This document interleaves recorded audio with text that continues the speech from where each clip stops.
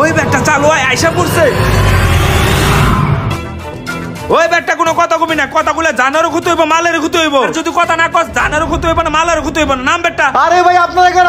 ওই ব্যাগটা চুপ থাক, চুপ, কোনো কথা কবি না। আয় ব্যাগটা। হাই হাই রে, ছোট স্যারের ডাকাতরা ধরে নিয়ে গেছে, তাড়াতাড়ি বড় স্যারে কই হইব।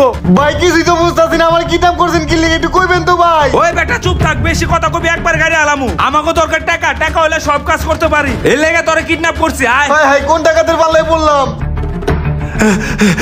স্যার স্যার, ছোট সাহেবরে ধরে নিয়ে গেছে। কি বলো, জীবনটা ধরে নিয়ে গেছে? মোটরসাইকেলে ঠেক দিয়া ছোট সাহেবরে গাড়ি থেকে কিডন্যাপ করে নিয়ে গেছে। আচ্ছা তুমি যাও, আমি ব্যাপারটা দেখতাছি। আচ্ছা আপনি দেখেন স্যার, আমি গাড়ির কাছে গেলাম।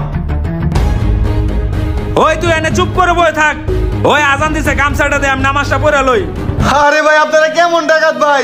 আপনারা ডাকাতি করেন আবার নামাজও পড়েন, এরকম ইসলাম পালন করে লাভ কি ভাই? ওই আমি চোর হইলে ইমানদার আছি, আল্লাহর কাজ ঠিকই করতে হইব। নামাজ পড়বো, কোনো কথা কবি না। ভাই আপনি আমারে কইবেন তো কি লিগে আমার ধরছেন? আমি তো কিছুই বুঝতাছি না ভাই। আল্লাহর কসম, মায়ের কসম, তোর কসম, আমি 7 দিন ধরে কোনো রক্ত দেখি না। আর একটা যদি কথা কষ্ট রক্ত দিয়ে আমি গোসল করবো।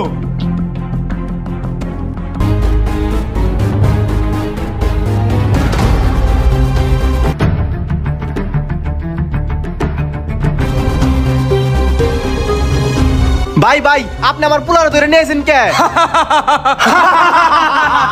আরে ভাই আপনি সুপারি দিচ্ছেন আপনার পোলারে ধরে আনার লেগা, এখন আবার কাহিনী করতেছেন কে? কোনো কাহিনী নাই, এখন সব ক্লিয়ার হয়ে যাবো। আমার পোলার ছাইরা দেন। ও আচ্ছা, ওই আরে সাইরা দে। ঠিক আছে ওস্তাদ, ছেড়ে দিতেছি। ওস্তাদ কিছুই তো মাথায় ঢুকতেছে না, সবই তো মাথার উপরে তো দিতেছে। ওই এত কিছু বুঝা লাগবো না, খুল চালু কইরা। কি ব্যাপার, এখানে আমার বাপের কণ্ঠের মতো কথা শুনলাম? ঠিক। আরে আব্বা তুমি, তাইলে তুমি আমারে কিডন্যাপ করাইছো? তুমি আমারে কিডন্যাপ করাইছো কেন?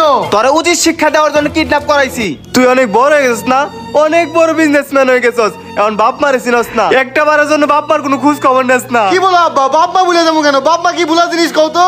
বুঝলাই তো গেছস, এই যে এত কষ্ট করে প্যানে সবজি বিক্রি করি, এটা কি তোর চোখে পড়ে না? তুই এত বড় বিল্ডিং এ থাকস, আর আমি এখন কোন শীতে তোর মার হলে ভাঙা করে থাকি, একটা বারের জন্য আমাদের কোনো খোঁজ খবর নিলি না। তোর মা কি অবস্থা আছে, এই যে এত অসুখ বিসুখ, তোর কি চোখে পড়ে না? তোর কি একটু মায়া লাগে না? এই যে দেখবা 3 বছর ধরে একটা পাঞ্জাবিতে শীত পার করতেছি, একটা সোয়েটার কিনতে পারি না, আর তুই নিত্য নতুন পোশাক পরস, ব্লেজার পরস, কোট পরস, আর তোর মাটা এই কনকনা শীতে সিরা শাড়ি পরা দিন কাটাইতেছে, আর তুই একটাবার বাপ্পার কোনো খোঁজ খবর নিলি না। আর বাজান হন, তোর আমি কিডন্যাপ করাইছি একমাত্র তোরে বুঝানোর লাগিয়া। আই এম সরি, পারলে আমার মাফ করে দিস, তবু তুই সুখে থাক। আব্বা তুমি আসলে আমার চোখ খুলে দিছো।